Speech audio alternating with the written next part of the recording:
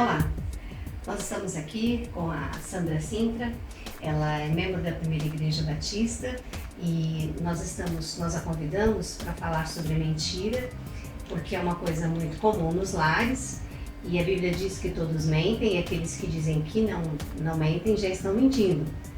E nós queríamos ouvi-la para saber o que ela pode dizer do ponto de vista da psicologia. Sandra, obrigada por estar aqui com a gente, é um prazer ter você. E nós queríamos ouvir então o que você, como psicóloga, como você compreende a mentira dentro do ambiente familiar, com filhos e pais. Bom, conforme a psicologia, a mentira ela faz parte da criança, né, do indivíduo, nas primeiras fases da infância, né, na primeira infância.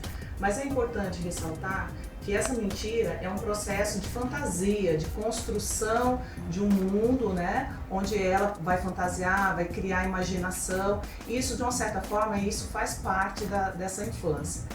Porém, quando isso se perdura, quando isso adentra uma repetição, uma constância, isso pode até ser um sinalizador de um transtorno de comportamento.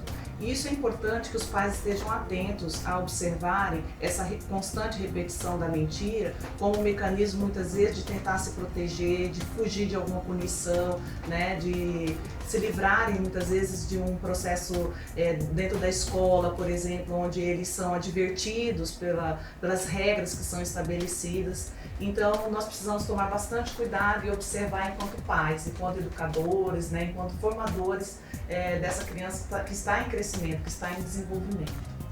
Ok, então vamos imaginar uma criança que está tendo essa dificuldade. Ela mente repetidamente e os pais percebem, não sabem o que fazer. Que sugestões você dá para esse pai?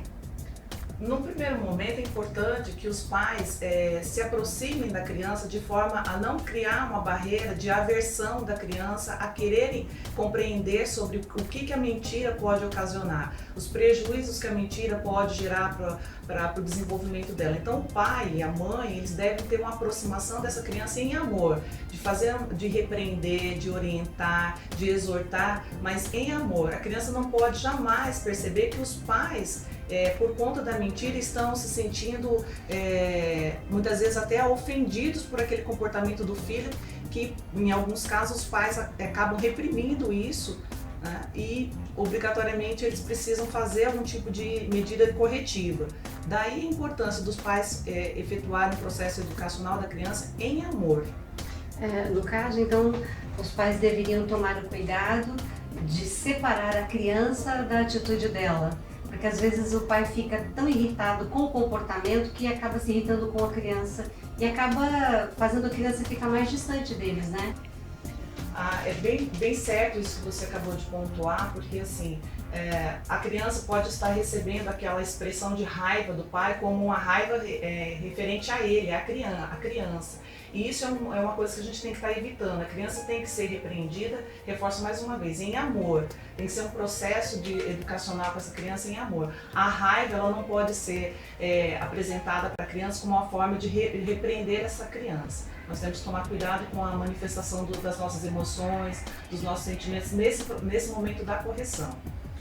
No nosso Facebook do Mínima, onde tem os pais discipuladores, nós sugerimos o pai estar ajudando a criança a pedir perdão para quem ela mentiu e quando ela tivesse dificuldade do pai e junto com a criança, né? Para que a criança sinta apoiada pelo pai para pedir perdão para alguém, para o irmãozinho, para a mamãe, para o vovô, enfim, para quem ela tivesse mentido, né? Essa é uma forma que a gente está sugerindo.